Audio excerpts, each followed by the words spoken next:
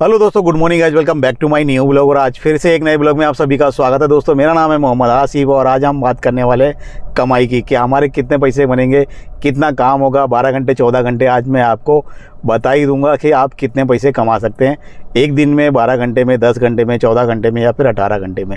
अगर आप कोई भी काम करना चाहते हैं, काम करने का प्रोसेस करना चाहते हैं, अगर आप सोच रहे हैं कि इस बिज़नेस में मुझे आना है और बिज़नेस में पैसे कमा के सोचना है कि गाड़ी चलेगी कि नहीं चलेगी, गाड़ी का EMI भरेगा कि नहीं भरेगा, अगर हम ओला उबर में काम करते हैं तो कितने पैसे कमा सकते हैं मंथली का या फिर पर डे का, तो सारा कुछ होगा आज वाले ब्लॉग के अंदर। ब्लॉग अच्छा लगे तो लाइक ज़रूर करना है, चैनल पे नए चैनल को सब्सक्राइब करना।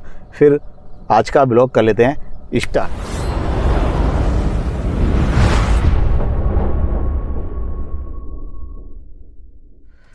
तो दोस्तों, मैं जो कहाँ पे काम कर रहा था, मैंने आपको बताया पिछली वाली वीडियो में कि मैं काम कर रहा था बंधा हुआ, और कुछ टाइम से 12 दिन हो गए। आज अच्छी खासी अर्निंग, पर पेमेंट अभी मिला नहीं है, आने वाला है तो आ जाएगा। वो भी बता देंगे कितना हमने पैसे कमाया 12 दिन के अंदर। मैंने फिक्स अटैचमेंट में एक जगह गाड़ी लगाई हुई थी, वो मैंने आपको वीडियो में बताया हुआ है। तो दोस्तों, आज की बात कर लूँ। आज मैं ना मेरे जो साहिब थे ना, जिनको मैं ट्रैवलिंग कराता हूँ, उन्होंने मुझे गिफ्ट में ये चीज़ दी है, आप देख लो, टी-शर्ट। मतलब साहब ने क्या मतलब सभी के लिए आई थी, पूरे जितने भी एम्प्लॉयज़ थे टोटल, उनके डिपार्टमेंट में ड्राइवर से लेके उन कंपनी के जितने भी एम्प्लॉयज़ थे। अच्छी टी-शर्ट है, ब्रांड है, तो सभी के लिए कुछ फंक्शन था, उसके अंदर सभी को गिफ्ट की गई थी। तो मैं उनके मतलब जितने भी एम्प्लॉयज़ थे सभी लोग आ गए, मतलब चाहे एम्प्लॉयज़ हों, चाहे क्लर्क हों, या फिर ऑफिस में काम करने वाले उनके खुद के एम्प्लॉयज़। टोटल उनके ग्रुप में जितने भी थे 40 मेंबर, तो 40 में नंबर में मेरा भी नंबर है उनके मतलब डिपार्टमेंट के हिसाब से। तो मुझे भी ये चीज़ गिफ्ट में दी हुई है। दूसरी बात कर लूँ, आज की हम कमाई की बात करेंगे कि हम 12 घंटे अगर काम करते हैं, 14 घंटे या काम करते हैं, तो हम कौन सी गाड़ी पे कितने पैसे कमा सकते हैं। मैंने जैसा कि थंबनेल पे आपको लगाया हुआ है, थंबनेल में मैंने आपको बताया, आप अगर वैगनआर गाड़ी लेते हैं या फिर आप डिज़ायर गाड़ी लेते हैं तो आप 40,000 से लेके 60,000 रुपये तक की अर्निंग कर सकते हैं महीने के अंदर। ऊपर नीचे भी हो सकता है, कुछ ऊपर जाएंगे कुछ नीचे आएंगे, किसी महीने में थोड़ा ज़्यादा होगा, किसी मंथली में कम होगा, या फिर जो मैंने बताया है आपको, एक एग्जांपल बताया है, अंदाज़ा बताया है, ताकि आप ये चीज़ समझ सकें और सोच सकें। 40,000 से 60,000 रुपये का मैंने टारगेट क्यों रखा है।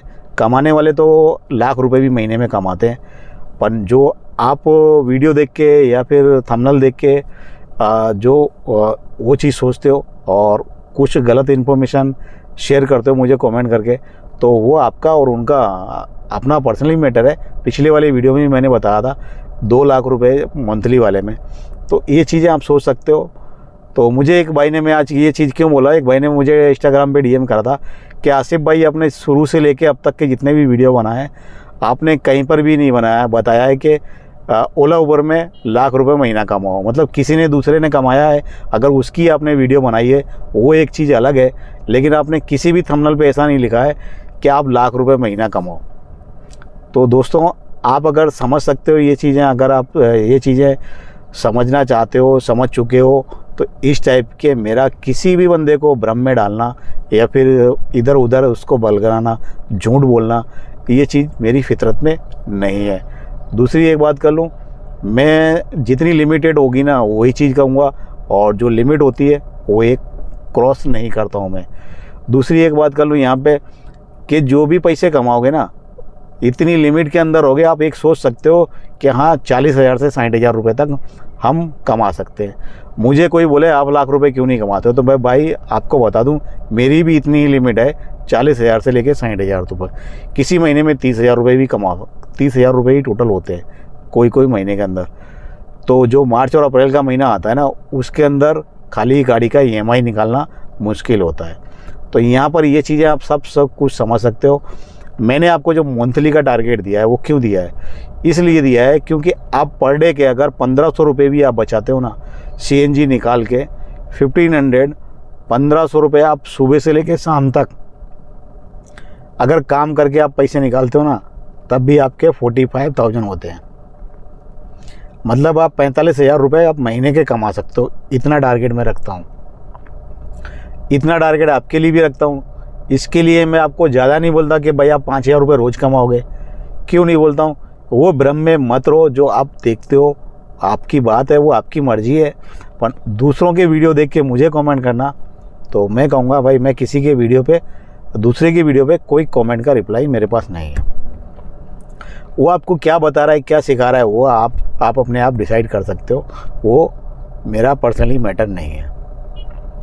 दूसरी एक बात कर लूँ कमाने की, मैं जो आपको बताया 1500 रुपये में, तो दोस्तों 1500 में इसलिए बोल रहा हूँ क्योंकि 1500 रुपये आप 500 रुपये की CNG जला के कितना भी काम ड्रॉप होगा, चाहे ओला हो, ऊबर हो, कोई भी दूसरी कैब एग्रीगेटर कंपनी है, उसके अंदर भी आप 1500 रुपये मैक्सिमम सुबह से लेकर शाम तक तो निकाल ही लेंगे।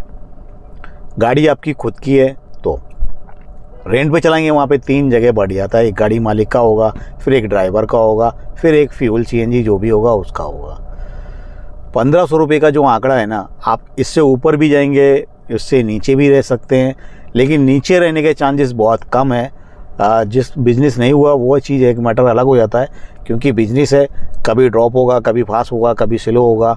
और आज की जो सिस्टम चल रहा है ना पूरे देश में, अभी सभी जगह है ना, बिज़नेस पहले जो होता था वो टाइप का बिल्कुल भी बिज़नेस नहीं है। लेकिन बिज़नेस का प्रॉफिट क्यों बढ़ रहा है मैं आपको बता दूं। CNG सस्ती पड़ती है, और जो मारुति की डिज़ायर VXI या फिर डिज़ायर टूरस जो गाड़ियां आ रही है ना, वो माइलेज भर के देती हैं। इसके लिए आपका प्रॉफिटेबल, उसमें पैसे बचने के चांसेस ज़्यादा होते हैं। इसके लिए मैं बता रहा हूँ आपको, 500 रुपये की CNG आप डला ली तो 500 की CNG में मैं कम से कम बता रहा हूँ, कितना भी ट्रैफिक होगा, कुछ भी होगा ना, तो 500 रुपये की CNG जलाने के बाद आप 1500 रुपये की प्रॉफिट उसमें निकाल लेंगे। बाकी तो ज़्यादा ही आता है। मेरी सिटी में लोग 500 रुपये की CNG जला के 2500 से 3000 रुपये तक, 3000 रुपये तक का काम करते हैं, उनको 2000 रुपये समथिंग मिल जाता है, 2200 रुपये। इसके लिए मैं कम से कम टारगेट रखता हूँ, और मैं जो बताता हूँ आपको मेरी सिटी का एग्जांपल करके बता देता हूँ। बाकी आपकी सिटी में कैसा काम है, कैसा बिजनेस है, ज़्यादा होता है, ड्रॉप होता है, कम होता है, फास्ट होता है, वो वहाँ के मैटर के हिसाब से आपको मैनेज करना पड़ेगा। कैसा काम चलता है, कैसी बुकिंग आती है, फास्ट आती है, स्लो आती है, वो सब। दूसरी एक चीज़ बता दूँ, पैसे कमाने के लिए बहुत कुछ करना पड़ता है। आप कैब बिजनेस करोगे, अपना माइंड अपनी तरफ से भी थोड़ा लगाना चाहिए, वीडियो देखकर भी सीखना चाहिए। यही नहीं कि सामने वाला आपको कमेंट पे कमेंट का रिप्लाई देता रहे, तो इस चक्कर में भी सामने वाला आपने 1-2 बार कमेंट कर लिया और आपको रिप्लाई मिल गया, तो उन चीज़ों को अपने आप से भी सोचना चाहिए। मेरे पास काफ़ी सारे इंस्टाग्राम पे DM करते हैं ना भाई, तो ऐसा समझ लो वो चाट लेके बैठ जाते हैं पूरी, जैसे मैं बिल्कुल फ्री बैठा हूँ और वही एक अकेले हैं और कोई है नहीं। तो चाट करने वाले बहुत सारे होते हैं भाई, DM बहुत इंस्टाग्राम पे आते हैं, तो सबको चाट करना पड़ता है, सबको DM करना पड़ता है, रिप्लाई देना पड़ता है।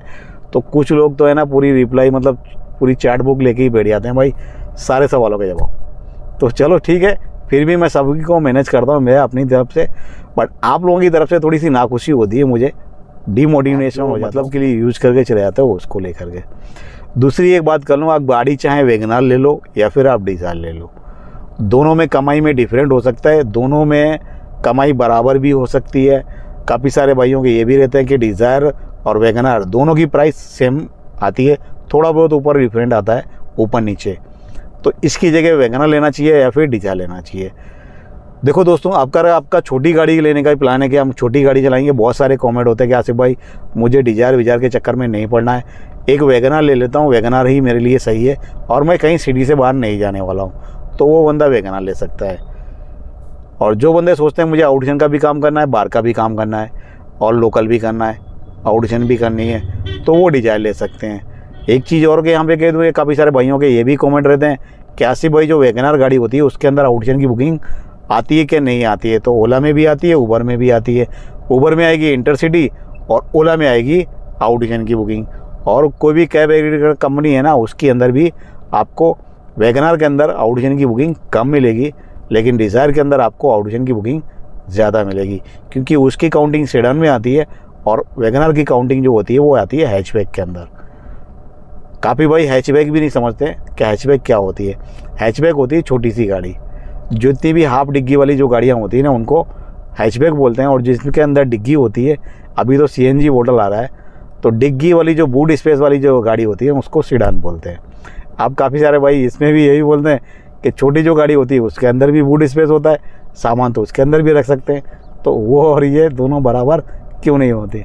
तो उसको नाम दिया गया है हैचबैक और उसको नाम दिया गया भाई सेडन, और उससे जो बड़ी होती है उसको नाम दिया गया है एमपीवी, लेकिन लोग एसयूवी बोलते हैं।